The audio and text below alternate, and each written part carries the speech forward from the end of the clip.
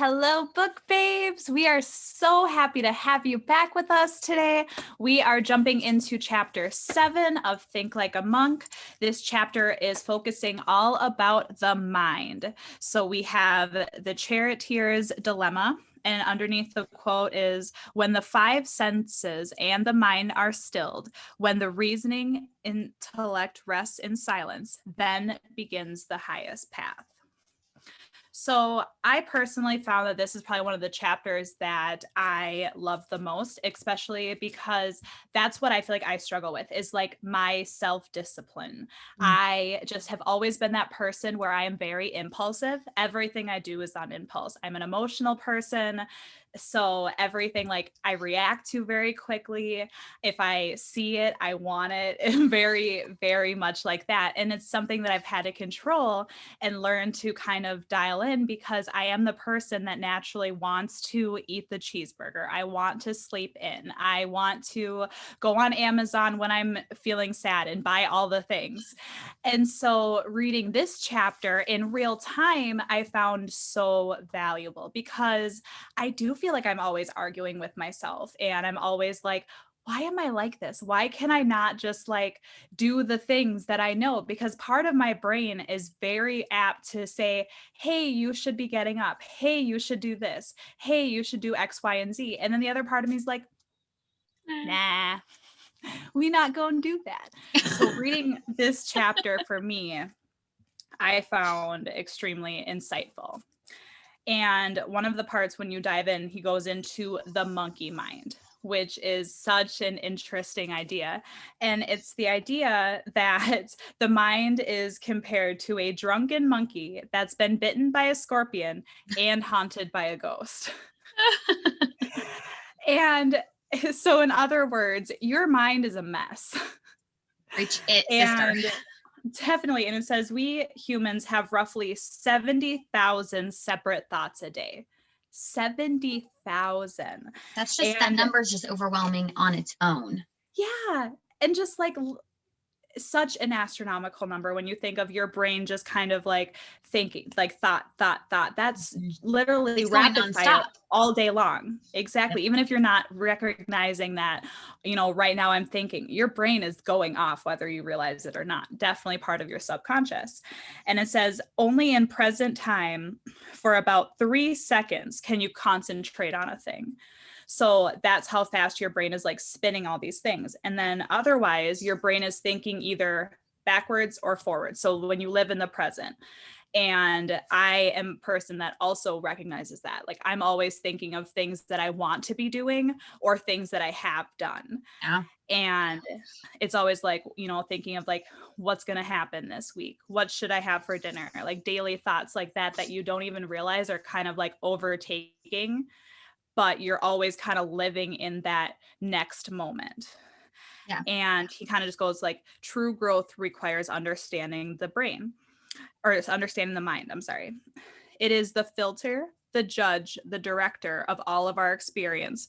But as evidenced by conflict, we are not always one of our mind. The more we can evaluate, understand, train, and strengthen our relationship with our brain, the more successfully we'll navigate our challenges. And how true is that? I love that because that's what I feel like I struggle with. It's like the idea of how can I tell my brain to do this and have it follow through. And I feel like this is the leadway into how to tactically do that. Absolutely. I love how he says in here, Buddha says actually that the wise shape their mind. And I think that that's super powerful. When you think of like working on stuff or like changing, your mindset isn't necessarily the first place you go to, but when you step back and look at it, like your mind leads everything else. So when he said the wise shapes your mind, I'm like, oh, okay, I want to be wise. I want to be able to train or teach my mind. And he talks about this story of an old Cherokee story. And the grandson asks his grandpa, which wolf wins? And the grandpa's like, the elder replies, the one that you feed. So the idea that inside you, you have two wolves, right? A good wolf and a bad wolf. And let's see, every choice in life is a battle between two wolves inside us. One represents anger, envy, greed, fear, lies, insecurity, and ego. The other represents peace, love, compassion, kindness, humility, and positivity. They are competing for supremacy. Which wolf wins? The one that you feed. And I think this is like kind of a gut check. Which wolf are you feeding right now, right? Are you feeding the right wolf? Are you feeding the wolf that's going to impact your life for the better down the road? And it is really the thing that not necessarily we are consciously doing it, but sometimes our minds are working against us. And so it's the constant battle. And especially, we've never been trained how to do this like from a young age to really understand our thoughts and our feelings and our emotions. And I think had we as a society been raised and taught the social emotional skills necessary for growth, that we wouldn't have to fight it so much. But that's just not how our world has been shaped up until now, right? And so you're really fighting that. And he talks about when we procrastinate, there's a conflict between what researchers call our should self, what we feel like we should do because it's good for us, and our want self, what we actually want to do in the moment, which I think is kind of what you were talking about, like the should versus the want. And I think it's interesting when you think of it in a different aspect, like a parent versus a child. Like inside you, there's two. You have an adult version and a young version. And when something challenges us in some way, the childlike mind reacts immediately. How many times does someone say something mean or hurtful, something that hurts your feelings, and immediately you're like, you know what? Like immediately you're back at it. That is your child mind reacting. And not saying that it's not right, but is it the best way to react? Or is it better to kind of step back, evaluate the situation, understand where the other person's coming from, take the positive critiquing feedback, whatever, maybe it's not positive, and just kind of grow yourself, whether they're right or wrong. It's simply a matter of your reaction to the life around you. And I think that that's powerful, right? Because in life, we can only control two things. We can control our action and our attitude. So we get to decide how we respond to whoever, whether they're negative, whether they're positive, whether it's good, whether it's bad. It just is, right? And we just get to respond what is best for us. And our childlike mind doesn't always respond in the best way. Our childlike mind wants that instant gratification. It wants the comfort. It doesn't like to be challenged. And if you actually want to grow yourself, then you're going to have to start learning how to think in the adult mind, I think. And he comes at the end of this little section, he comes and says simply become aware of the different voices inside us. And I think that right there is one of the most powerful things. I think the biggest thing I'm taking away from this book is being an objective observer. I've grown to be really, really good at this, but I also understand it's not a concept that is enforced in the world around us, right? Being objective with your own self. And so that's simply becoming aware of the different voices inside us. Definitely. I love that. And then he gets into the next section, which is drive the chariot of the mind. And he says, when you begin to sort out the multiple voices in your head, the level of conflict may surprise you, which makes sense because when you think about your brain, you should think that it should just be wired to do everything within your best interest, that there shouldn't be conflict, that it should just be like your brain should be wired to do X, Y, and Z, all of which are the healthier options. And then it's not. And you have these issues and you have these problems of different conflict, kind of like I was explaining earlier, like you touched on, like the should and the want.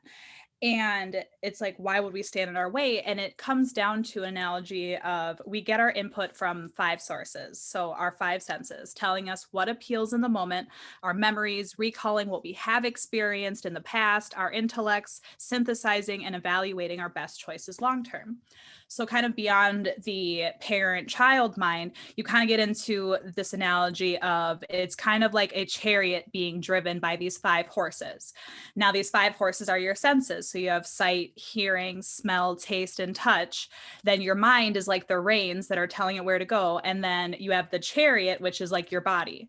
Now, if your chariot driver is sleeping, those horses are going to be going and reacting to those senses, right? So if this sight horse sees this huge bale of hay, it's going to go darting over here. And if this other horse smells something really good, it's going to go darting over here. And that's kind of like our impulses, right? If we're not actively sitting in that seat and telling our mind where to go and kind of reining it in when there are those distractions, when there are those things that tell us, hey, let's go do this, even though we know we're not going that direction, it's a lot harder to keep the reins and keep it going. And I love that analogy because it says in a trained state, the intellect, so your body is aware, awake, and attentive, not allowing the horses to lead the way. And I think so many times in life, we are kind of driven by those kind of desires. We're driven by, like I said, the instant gratifications or the things that'll make us feel good now. And it's really easy to avoid those hardships, the challenges, the kind of keeping your sight dead center and on the trail.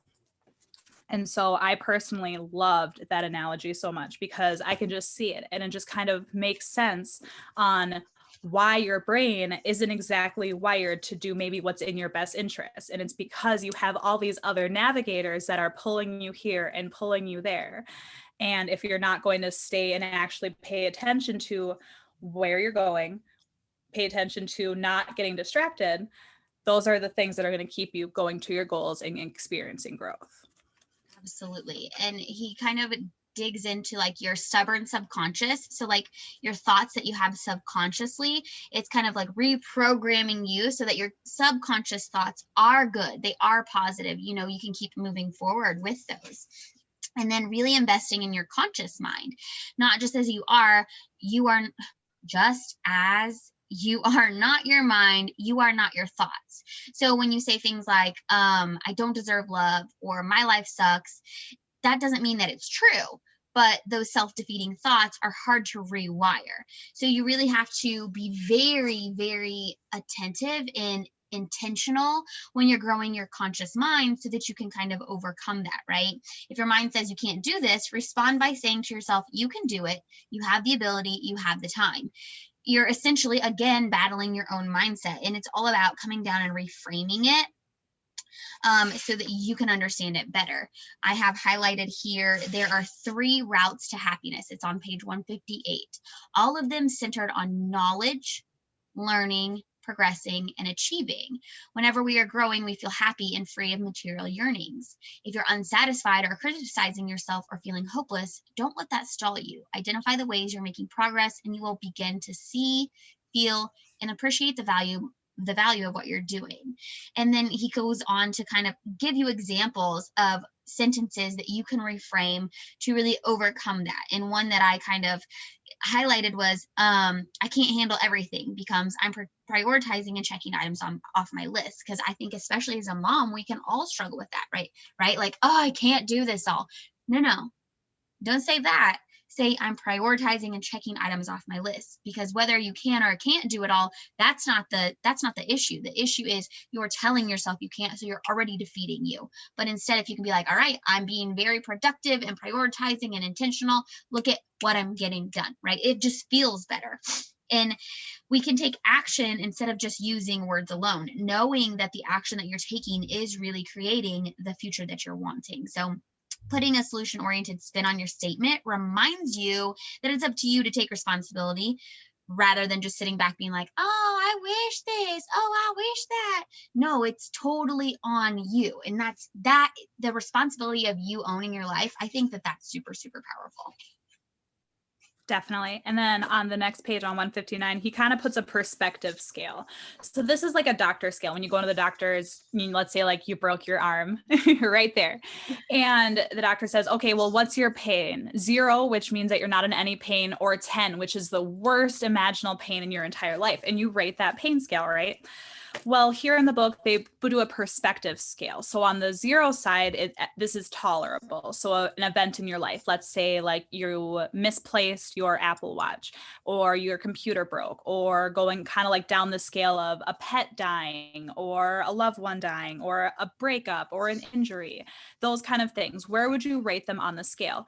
And he talks about this is all about perspective. Let's say that you've never experienced like a loved one dying or a pet dying. That would change your perspective. You wouldn't really understand how that 10, the most devastating thing ever, is going to be different from someone who has maybe experienced like their mom or dad dying. Their level of perspective of discomfort is going to be vastly different. And it's kind of just checking those things when those things erupt. Obviously, no matter what in your days, you're going to have things that go wrong. You're going to misplace your keys. And in that moment, you might be so frustrated. You might just be throwing things and screaming at your husband about where your keys are and the house is a mess and this is why this happens.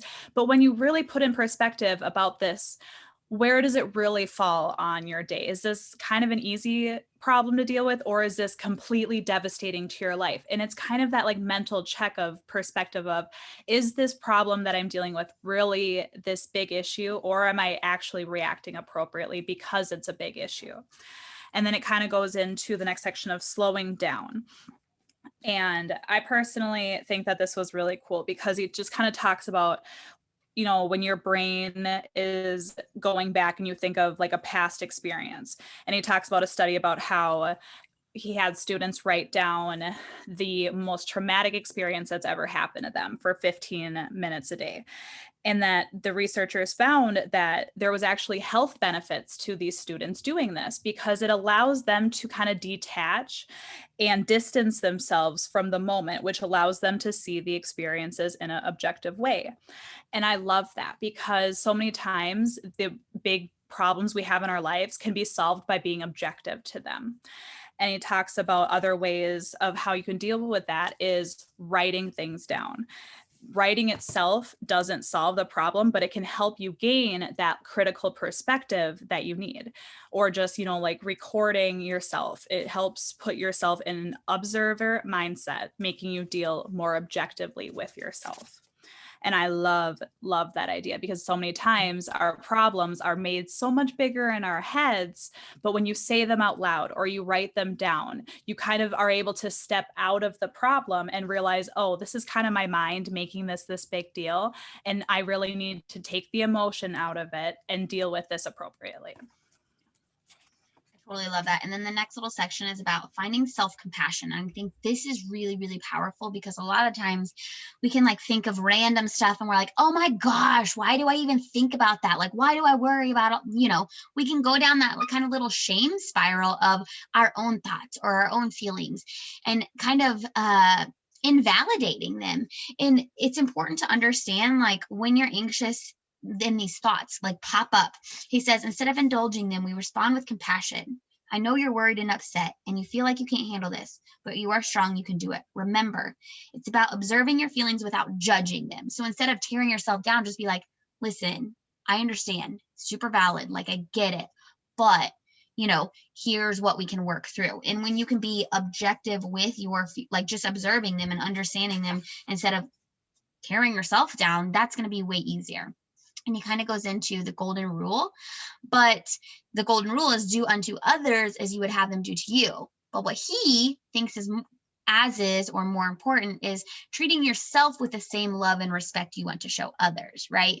We are taught from the golden rule, do good to others, but we are never told, like, do good for you, love you. And I think that little shift, even that little bitty sentence, is crazy powerful, because when you can treat yourself with the same love and respect you want to show others, when you feel good, you're going to behave better. We kind of learned that back in the Happiness Project, and this is the same sense.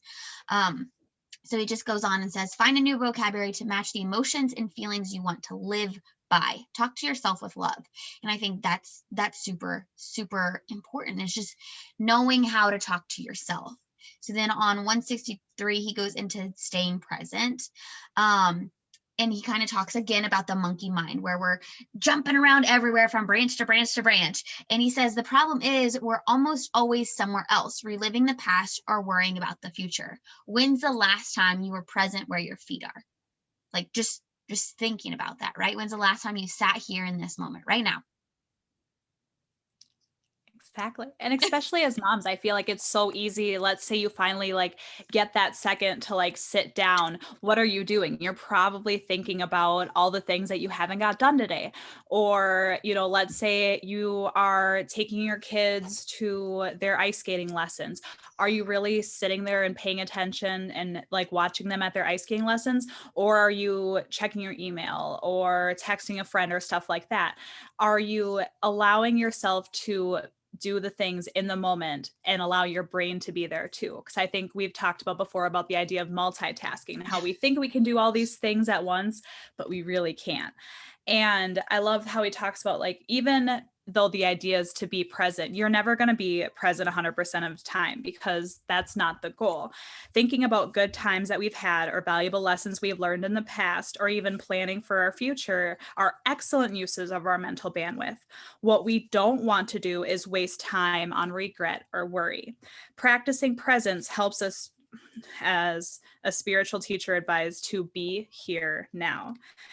And it's really, he goes into the importance of, and this is why I love Think Like a Monk. We know that it's important to be present where your feet are. Okay, cool. But how? And then he kind of goes in the next section of when you feel like your brain is kind of like dwindling off and kind of drifting. He says that it's important to kind of look for clues and ask yourself, why is my mind doing this right now? Is it seeking to shield or distract me? And it's really using those things like, and asking yourself, what is missing from this moment? What is unpleasant about today? What would I like to change? Ideally, when we talk to ourselves about the present, we look back on negative and positive elements from the past as the imperfect road that brought us to where we are, a life that we accept, and we can still grow. And I love that because it teaches you that there is a way to incorporate like thinking about the past or planning for the future. And then it's not just a turn off that thought and get back to it. It's okay, why is my brain kind of drifting here? Why is my brain asking that? What is going on in my present that I don't want to deal with? And that's what we keep talking about. It's the training. It's not the perfect plan that you're going to be able to execute tomorrow, but it's those little changes. He explains that this is kind of like a muscle where you want to exercise it and you want to make these practices as a regular part of your day, because as time goes on, your subconscious mind is going to be more positive and it's going to be stronger because you've done this and you're retraining it on a daily basis. Now, is that saying tomorrow you're going to be able to just, be detached and be present and all these things? No, but it's those little times, those little steps, and being that little more conscious day in, day out, that maybe, a month from now, you're going to find that you are a lot more present where your feet are. You are a lot less worried and anxious. And it's because throughout the days you've done the mind training. You've asked yourself these questions. You're being more intentional with that mindset. And I love that he puts that in there because, like I said, it's that tactical taking it one step farther. Absolutely. Where you know what to do, but how do I do it? And I said, it's those little questions that makes the difference to me. Absolutely. And then the next little section, Nothing Owns You, he really talks about detachment, like you had mentioned, and really having that form of self-control, because it creates infinite benefits across every form of self-awareness that I talk about in this book. But its origins is always the mind. But when you can attach yourself, like where you are and what you're doing, when you can kind of detach from that, that's when you truly gain control of your mind. And I think that's super, super powerful. And he goes in here and he talks about, he has different stories about being attached. And here I highlighted the monk nods. She says, so people who come to this place stay here for a little while and then continue their journey. Sounds like a hotel to me. And I highlighted that because that is life, right? We're only here for a short time. We're only in each season for a short time, but we put so much pressure. I don't know what the right word is. We put so much weight on where we are right here, right now, that we forget this is just temporary, right? Like we're just staying at a hotel. We're just here hanging out. And if you can kind of think of it that way, not only are you going to have that relief, but you're not going to rely so heavily on the material things. You're not going to rely so heavily on, trying to catch up with everyone else's life. You're going to actually be able to detach yourself and your values and who you are as a human from the outside world to live in your own space. And when you are attached, as he says, it brings pain. So he talks about kind of tidying up with Marie Kondo, and you see people getting so upset when they start getting rid of their stuff. And it's because we've attached ourselves to these materialistic things. And I think that's I think it's interesting for me, because you don't want those things to be taken away from you. But the truth is, we don't own anything. None of this is ours ever at the end of any day. And so just kind of, it gives me a sense of gratitude. It gives me a sense of not relief, but relief at the same time. Like, oh, okay, so it's not that big of a deal. And I think that's crazy. And then he goes into monks and how they go about achieving detachment. He's like, don't try this at home. Like that's literally the title. Don't try this at home. I have that highlighted too, and I love that. But I think that that's such an important section, because what do we know about monks? We know that they're celibate. We know that they don't speak, that they go and they fast. And I think anyone who knows that about a monk is kind of like, well, why would you do that? That sounds horrible. Like, why would you put yourself through that? And he kind of explains about his time fasting without food and doing the silence in his thoughts. And really it comes down to that they practice these things because it reminds us that we can bear great hardship more than we thought possible, and that we can overcome the demands of senses with self-control and resolve. And I love that, because it's kind of like regaining control of yourself. So when you're going on a fast, you're telling yourself, like, you're pushing past that level of discomfort. And so many times we hear about that's where the area of growth is, right? Past that point of discomfort. And when you go through and he talks about detaching, it's telling yourself, like, okay, I don't need this because of my senses. I don't want this. I want to be part of my mind. I want to be centered with myself. And I don't want outside conflicts to tell me how I feel. And in the section, of course, it says, don't try this at home, because obviously doing a month of silence or going a month without eating, those are really, really extreme. So that's why I like in the next section, he kind of goes into how you can do this in your present day. And it's things like giving up TV or your phone, sweets or alcohol, taking on a physical challenge. And when I read this, I thought of kind of the craze right now of everyone doing 75 hard, which is a program created by Andy Friselis. And it's the idea for 75 days that you do these extreme things, 2 workouts a day, that you drink a gallon of water, that you read 10 pages of development, and that you do it for 75 days. And if you miss a single item on a single day, you have to start over all the way back. So you could be on day 45 and all of a sudden you didn't get a whole gallon of water in that day. Whoop, back to day 1. And if you've never heard, you're probably like, why would you do that to yourself? Like, why? Like, who needs to do all that? Because obviously, if you're doing 10 pages of reading, well, that's not to lose weight. So why are you doing all these things? And it's to show yourself that you can have these commitments and that you can push yourself, and that through hardship, you can tell yourself and show yourself that your brain and your mind is capable of pushing through that discomfort and owning it and coming out the other side.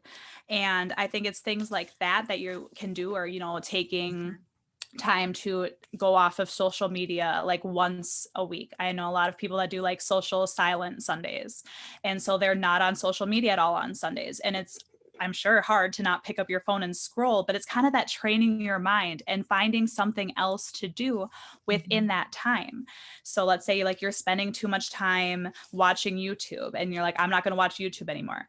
Okay, well, that's going to be really hard to just not cut YouTube. What are you going to put in there instead? And he talks about how his go-to is always meditation and just finding something positive to do for yourself in that time. And I love that idea of kind of taking back control and detaching from those extra senses and those things that you want to do, and being able to tell yourself in your monkey brain, hey, I'm going to do this, and your monkey brain kind of letting you go, okay. And that's kind of the control that I am looking for in my life. Yeah. Well, and I love he says, like, it always starts with awareness. So you have to ask yourself, okay, what am I attached to in my life? Like, what is that thing? Right. And maybe it's soda. Maybe it's fast food. Maybe it's Netflix. Like, what is the thing that you're attached to that you really should or need to take that step back from so that you can take back your own control? I think that's huge right there. But that, again, that's an inner question. Just because I say what I'm attached to, that doesn't mean that that applies to you. And when we can recognize that we are all different and that we each have our own different struggles and we're each have our own monkey mind to kind of battle, that's where you're going to personally be able to grow because you're not like anyone else. And so then he kind of goes into mind maintenance, and he talks about, as you're going through this and as you're, thinking about your thoughts and what you're feeling, what you're going through, sometimes maybe we want to eliminate all the bad. Just be like, no, that's it. I'm done living that life. But he says we actually don't want to eliminate the voices in our head or the body that carries them. We just want to steer them in the right direction. So it's not about cutting out your old mindset, your old beliefs. I mean, yes, if they're toxic and bad, we want to mold them and change them. But that's one, not going to happen overnight. And two, you're never going to be truly able to get rid of them, because if you've grown up with them for however many years of your life, it's kind of like that subconscious ingrained in you. So it's just being aware of them. It's just understanding them, understanding where they come from. So the triggers, the feelings, the emotions, why do you behave that way or want to react that way? And then how can you steer them in the right direction so that you can continue on the right path? And he says that the Charioteers' work is never done. And that's just kind of the gut check for you, right? Like maybe you're wanting to lose 20 pounds and you get to the 20 pounds and you're like, yay, I'm here. And then you stop everything that you did. You're going to realize that a month from now or 2 months from now, you're going to be back in the exact same spot. Why? Because you stopped working and your monkey brain went haywire. All your horses ran in different directions and you're not keeping that consistent discipline and habits. And it just shows like your work is never done. Love you so much. I'm glad that you're learning, but we're not stopping here. We have to keep going. And maybe that's intimidating. Maybe that's a little overwhelming, but at the same time, I hope that it really empowers you. I hope that you can understand, like, this is just the start. Like, does this feel good? Do you feel good? Because good, it only gets better from here. And that excites me. That super excites me. And then the next part that I have highlighted, he talks about we train our brains. In the end, it's your mind that translates the outside world into happiness or misery. You get to choose, right? Like you're the one who gets to choose. Are you translating it to happy? Are you translating it to misery? Exactly. And then kind of going back to in the end here, what I was talking about earlier, the good news is like when, let's say, in going with your analogy of losing 20 pounds, like you get down there and all of a sudden now you gave up everything. It's easier this time around. And you want to know why? Because you know what to do. Your body knows what to do. And it's because the more practice that you have at tuning into your mind, the less effort it takes. Like a muscle that you exercise regularly, the skill grows stronger and more reliable. If you work every day to cleanse your mind, thoughts, and gently redirect the ones that don't serve you, then your mind becomes pure and calm and ready for growth. We can deal with new challenges before they multiply and become unmanageable. And I have that entire section highlighted because that is exactly it. There's always going to be problems that arise, but how many times does the problem get so much bigger because we avoid it or we're not dealing with something or we're making it bigger in our head, where once you're training your mind to deal with these things, you get to deal with the problem sooner before it multiplies into other things and you feel better about it. Now, that's saying though that there's going to be new challenges, and that's just the point of life, is that there's always going to be that thing. But when we take time to grow and change and kind of redirect ourselves and where our mind is going, that's that magic. That's what changes, and that's what makes the difference for everybody and how they deal with those things and how you gain that better perspective. And the cool part about that is as we do that as adults, and if we're moms, we get to pass that on to our kids. We're living these lessons and we're being able to apply them for our kids before they get to be rewired by society. Whereas we're doing all this work kind of reactively, we get to be proactive in these lessons with the kids. And I think that's been the big part about this journey that I remind myself is it's not just my growth that I'm doing this for. We're doing it for our kids' growth too. I love that you say that, because real time today was like a hard morning. I have a child and his brain, like, so mental illness literally runs in my family, and his brain automatically goes to that negative, that depressive, like all the bad. Like, it's just, he's young. So it's not like he's necessarily learned this from anyone, but it's just how his body responds. And he will say things like, my mind wants to think this, or like, my mind wants to have scary dreams about this, or I'm worried about X, Y, and Z. Like, it just is in him where he immediately goes for worst case scenario. He immediately goes for, I'll ask him, how was your day? Knowing good and well, he had an amazing day and he was so happy in this instance, in this instance, in this instance. But he'll tell me it was the worst day. And I'm like, why? And he's like, well, because this person said a mean thing to me, right? Like that one little bitty instant when I know he had this many good things, but he's focusing on that one thing, right? Like, it outweighs it. But naturally, his mind is like, we're going to go down that chaos road, that negative road. So as you say that, it's like the breath of fresh air, right? Like, I get to help teach him from a young age how we can overcome that. And we had a conversation about gratitude, and we had a conversation about, you get to decide, or you get to kind of how can we reinforce the positivity? How can we look for the good? How can we train your mind? And I literally told him, I'm like, you get to decide. You get to be the person who shapes what you're thinking, what you're saying. And when you have those dreams or those thoughts or those instances, you get to turn it around and you get to find the good and you get to look for better. And I think that's just, I don't know. I hope it helps you feel better as a mom when Hannah says, like, hey, the work you're doing, it really does matter, because it really freaking does.